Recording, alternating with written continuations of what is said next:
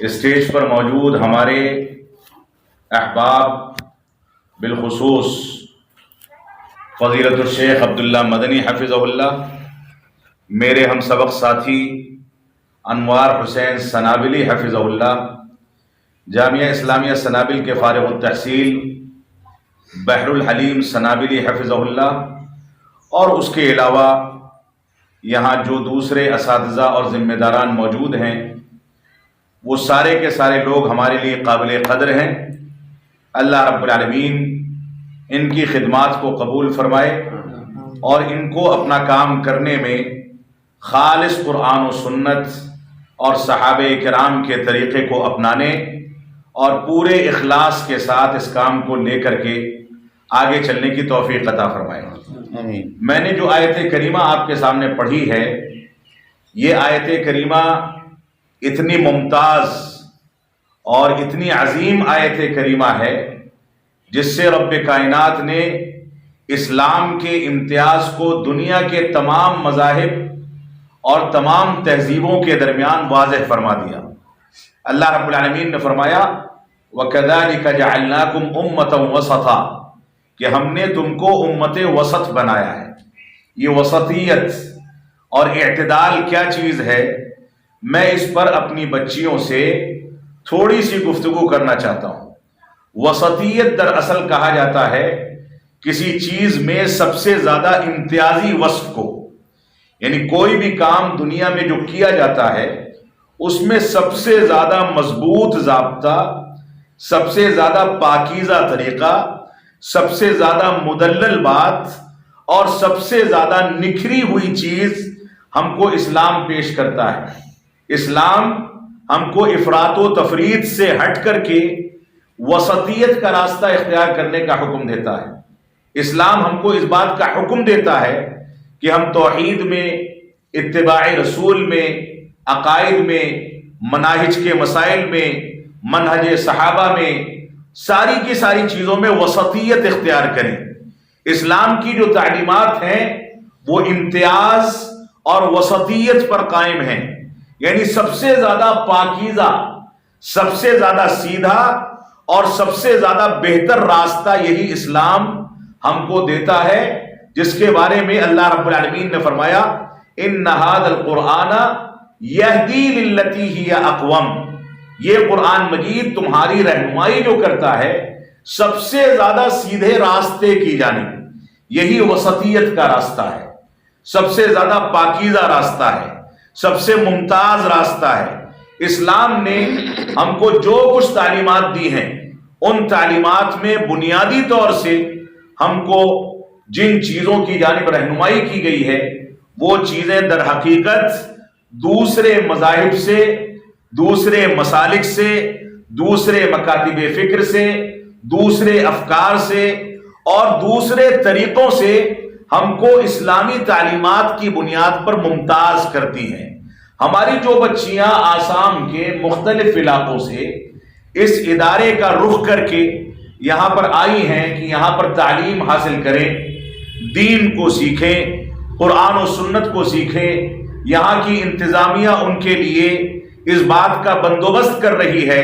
کہ وہ یہاں پر قال اللہ اور قال رسول کی صداؤں کو سنیں، اس کے مطابق زندگی گزاریں۔ ان بچیوں کی ذمہ داری بھی بحیثیت امت وسط کے بہت زیادہ قیمتی اور بہت زیادہ حساس ہے۔ یہ بچیاں نکل کر کے اپنے معاشرے میں کیا کریں، ان کی کیا ذمہ داریاں ہیں، یہ کن میدانوں میں جا کر کے دعوت و تبلیغ کا کام کر سکتی ہیں، کہاں پر دعوت و تبلیغ سے ان کو اسلام نے روکا ہے، کہاں پر ان کو اختیارات حاصل ہیں، کون سی جگہوں پر ان کی کیا ذمہ داریاں ہیں، یہ ایک بنیادی موضوع ہے جس پر مستقل طور سے دروس و محاضرات ہونے چاہیے۔ آج کے دور میں وسطیت کے راستے سے ہٹ کر کے افراط و تفریط کا یہ عالم ہے کہ بہت سارے لوگ یہ دعویٰ کرتے ہیں کہ ہم راہ اعتدال اختیار کرتے ہیں۔ اہل بدعت کے ساتھ ان کا تعامل بہت زیادہ نرم رویے پر منحصر ہوتا ہے۔ اہل بدعت کے ساتھ اٹھنا بیٹھنا، ان کے مضامین کو متعارف کرانا، ان کو دنیا کے سامنے بڑھا چڑھا کر کے پیش کرنا، ان کے افکار کو دنیا کے سامنے پیش کرنے کا ذریعہ بننا اور سبب بننا، یہ ساری کی ساری چیزیں آج کے اس پرفتن دور میں اعتدال اور وسطیت کے نام پر انجام دی جا رہی ہیں۔ ہماری یہ ذمہ داری ہے کہ اسلام کے حقیقی چہرے کو سامنے رکھیں۔ صحابہ کرام کا یہ عالم تھا کہ اہل بدعت سے، بدعات کو انجام دینے والوں سے دور بھاگا کرتے تھے، ان کی برائیاں کیا کرتے تھے، ان سے لوگوں کو ڈراتے تھے۔ اور وہی ایک روایت اگر ہمارے سامنے ہو، اگرچہ علماء کے بے شمار اقوال ہیں کہ اہل بدعت سے دور بھاگو، ایک قول ہے کسی عالم دین کا کہ اگر مسجد میں آگ لگ جائے اور دوسری جانب مسجد کے اندر بدعت کو رواج دیا جا رہا ہو تو میں آگ کو نہیں بجھاؤں گا، پہلے بدعت پر قدغن لگاؤں گا، بدعت کو ختم کرنے کی کوشش کروں گا۔ آگ سے مسجد جل جائے گی تو دوبارہ سے تعمیر ہو سکتی ہے، لیکن بدعت اگر ہماری مسجدوں میں رواج پا جائے گی یا اہل بدعت سے لوگ محبت کرنے والے پیدا ہو جائیں گے، اہل بدعت کو دعوت دینے والے آ جائیں گے، تو ایسی صورت میں جو بدعت لوگوں کے دلوں میں گھر کر جائے گی وہ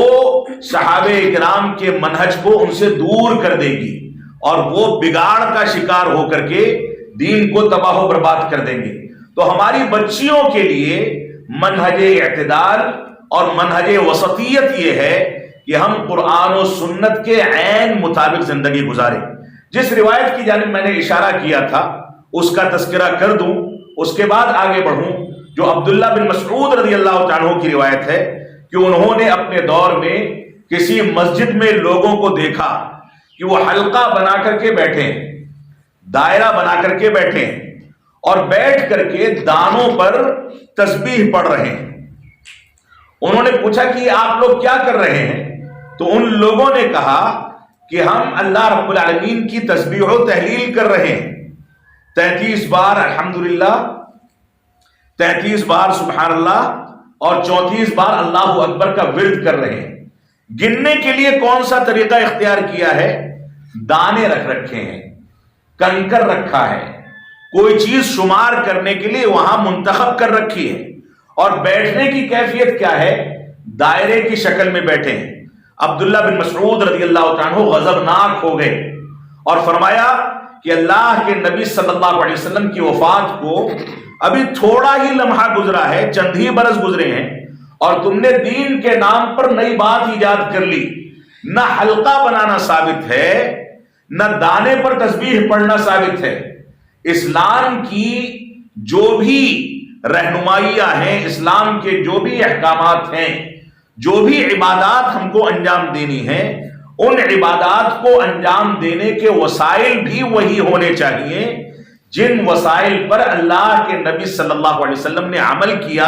اور صحابہ کرام نے اس کو برت کر کے دکھایا۔ آپ تسبیح اپنی انگلیوں پر پڑھا کرتے تھے، دانوں پر نہیں پڑھتے تھے۔ ہر شخص اپنے اپنے طور پر تسبیح پڑھتا تھا، حلقے بنا کر کے نہیں پڑھتے تھے۔ لہذا یہ طریقہ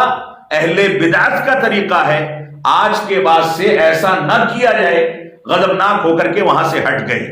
یہ صورتحال تھی۔ تو ہماری یہ ذمہ داری ہے کہ ہم وسطیت اور اعتدال کی اس روح کو باقی رکھیں۔ یہ وسطیت اور اعتدال ہم کو یہ سکھاتا ہے کہ اہل سنت والجماعت کے ساتھ ہم کو محبت اور الفت کا رشتہ رکھنا ہے، ان کی غلطیوں پر ان کی اصلاح کرنی ہے، اور اہل بدعت کے ساتھ ہم کو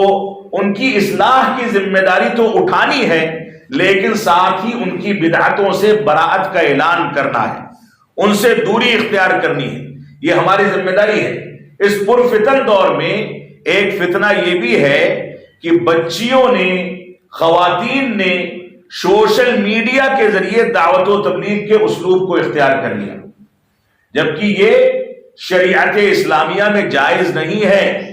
خواتین کا دائرے دعوت خواتین کی حد تک محدود ہے، یا اگر مزید وسیع کیا جائے تو محارم کی حد تک محدود ہے۔ مزید وسیع کیا جائے تو ایسی صورت میں ان کو اسلامی آداب کا خیال کرتے ہوئے اپنی آواز کو ان آداب کے مطابق استعمال کرنے اور ویڈیوز سے یا لوگوں کے سامنے ظاہر ہونے سے بچتے ہوئے صرف آڈیو کی حد تک اور اسلامی آداب جو آواز کے بارے ہیں خواتین کے لیے ان کا خیال کرتے ہوئے ان کاموں کو آگے بڑھانے کی اجازت ہے۔ ہر جگہ پر ایک خاتون آ کر کے ایک یوٹیوب چینل بنا لے، اس پر بیٹھ کر کے نقاب لگا کر کے بیٹھے، پردے میں بیٹھے، اور اس کے بعد وہاں ویڈیوز بنائے، ہاتھ کا اشارہ کرتی ہے، اٹھتی بیٹھتی ہے، وہ ساری کی ساری چیزیں ویڈیو میں ریکارڈ ہوتی ہے، جسم کا اتار چڑھاؤ ریکارڈ ہوتا ہے، اس کی آواز ریکارڈ ہوتی ہے، اس کی آنکھیں کھلی ہوتی ہیں، اس کا ہاتھ کھلا ہوتا ہے، یہ ساری کی ساری چیزیں ریکارڈ ہوتی ہیں، اور اسی ضمن میں وہ مسائل بھی ذکر کرتی ہے جن مسائل کو ذکر کرنے کا اختیار اس کو ہر جگہ پر نہیں دیا گیا، صرف خواتین کے درمیان دیا گیا ہے۔ جنسی مسائل کا تذکرہ، خواتین کے مخصوص مسائل کا تذکرہ، ان چیزوں کو وہ عوامی پلیٹ فارم پر یوٹیوب چینل پر ویڈیوز بنا کر کے ڈالے، مرد حضرات بھی سنیں اور عورتیں بھی سنیں، اور عوامی پلیٹ فارم پر اس کو عام کیا جائے۔ ان چیزوں کی اسلام میں قطعاً گنجائش نہیں ہے۔ عورتوں کا دائرۂ عمل محدود رکھا گیا ہے، لیکن اس بات کو سمجھ لیں کہ خواتین کے لیے دائرۂ عمل کو محدود کرنا یہ اس بات کا اشارہ یا اس بات کی دلیل نہیں ہے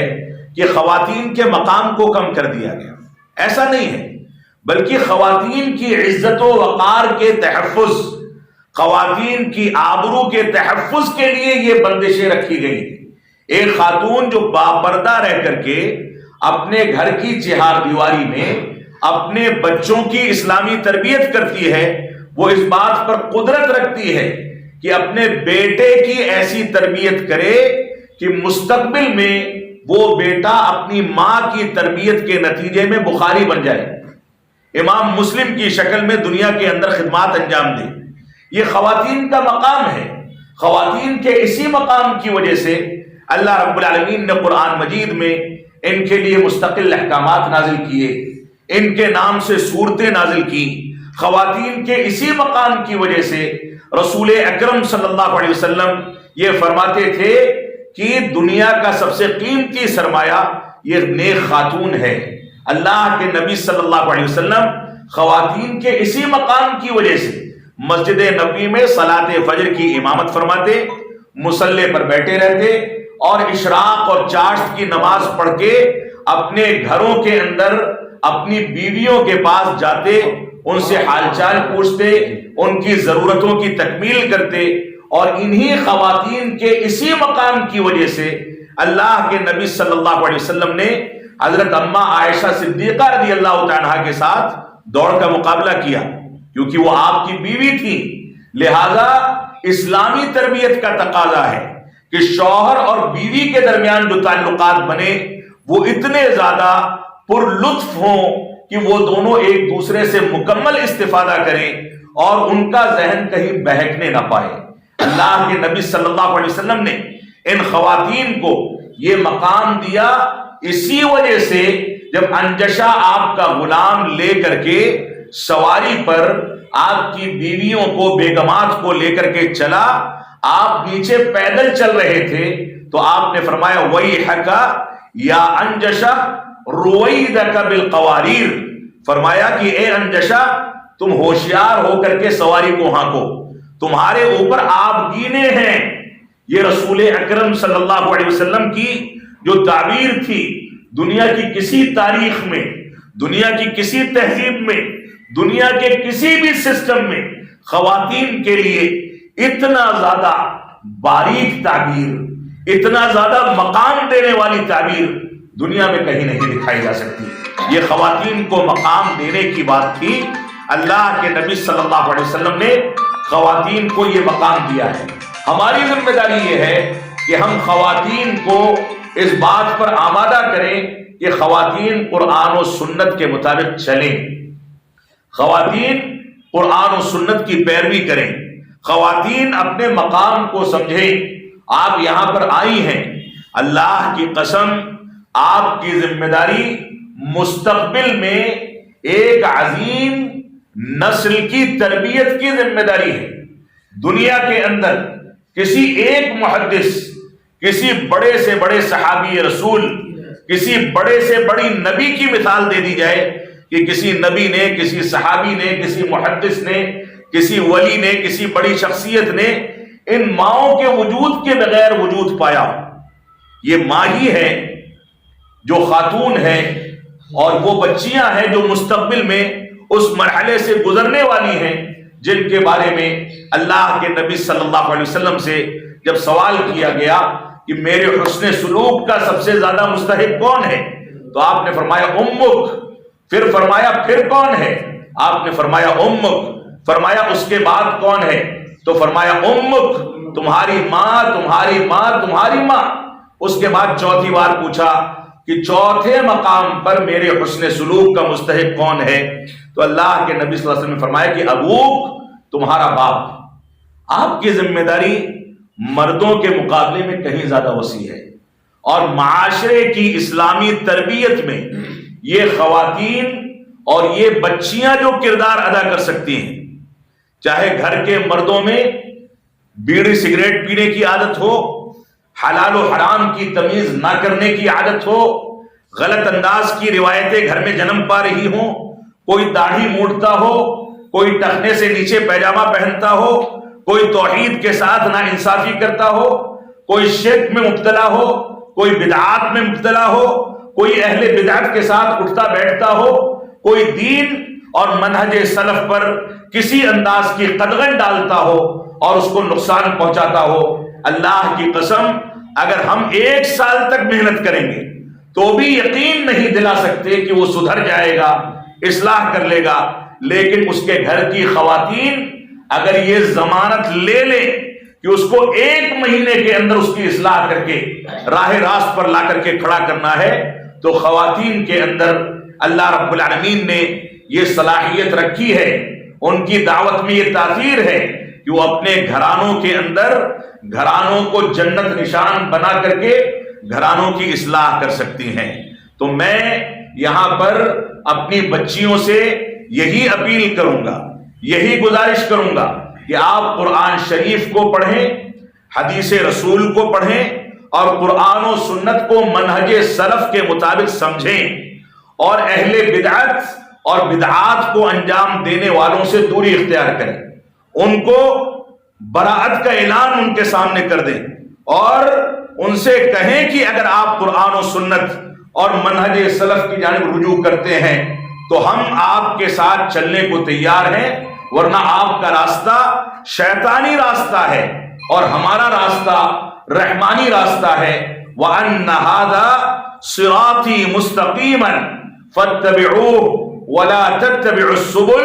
فَتَفَرَّقَ بِكُمْ عَنْ سَبِيلِهِ.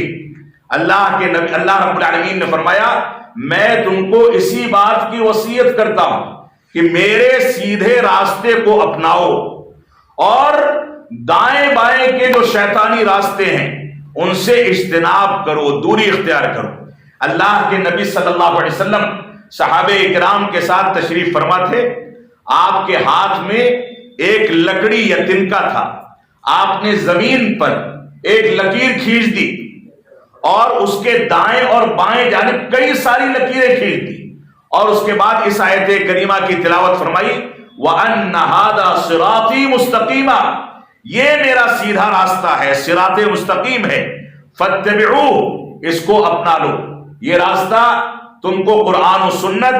اور صحابہ کرام کے طریقے کی جانب لے جائے گا، اور یہ ایسا راستہ ہے اس کی انتہا پر تم کو جنت ملنے والی ہے. وَلَا تَتَّبِعُوا السُّبُلَ، اور دائیں اور بائیں جانب آپ نے راستے کھینچ دیے، ان میں کوئی راستہ اخوانیت کا راستہ تھا، کوئی راستہ اہل بدعت کے ساتھ محبت اور الفت کا راستہ تھا، کوئی راستہ ماتریدیہ کا راستہ تھا، کوئی راستہ صحابہ کرام کی تنقیص کا راستہ تھا، کوئی راستہ قرآن و سنت کے نام پر لوگوں کو گمراہ کرنے کا راستہ تھا. لہذا یہ دائیں اور بائیں کے جو بھی راستے ہیں یہ اہل کلام کے، اہل بدعت کے راستے ہیں،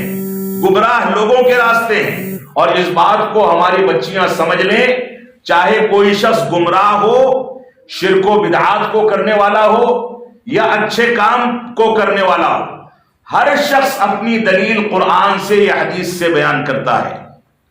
ہر شخص یہ کہتا ہے کہ اس کی دلیل قرآن سے یہ ہے، حدیث سے یہ ہے. بدعتی افراد اپنی بدعت کی دلیلیں قرآن و حدیث سے دیتے ہیں، لیکن اس کا صحیح مفہوم پیش کرنے کی طاقت ان کے اندر نہیں ہے. اور یہ صحیح مفہوم منہج سلف سے متعین ہوتا ہے، جس کے بارے میں اللہ رب العالمین نے واضح کر دیا، ذالک ھدی اللہ فبہداہ مقتدی. یہ اللہ کا راستہ ہے جو صحابہ کرام نے اختیار کیا، اسی راستے کو تم لوگ اختیار کر کے اقتدا کر کے راہ ہدایت اختیار کر لو. لہذا ہماری یہ ذمہ داری ہے کہ بظاہر قرآن و سنت کی بات کرنے والے، آیتوں کے نمبر بیان کرنے والے یا بظاہر اعتدال اور وسطیت کا دعویٰ کرنے والوں کے پیچھے نہ دوڑیں، بلکہ ہم یہ دیکھیں کہ حقیقت میں صحابہ کرام کی شرح و تفسیر کی بنیاد پر کون حقیقی اسلام پر کھڑا ہے،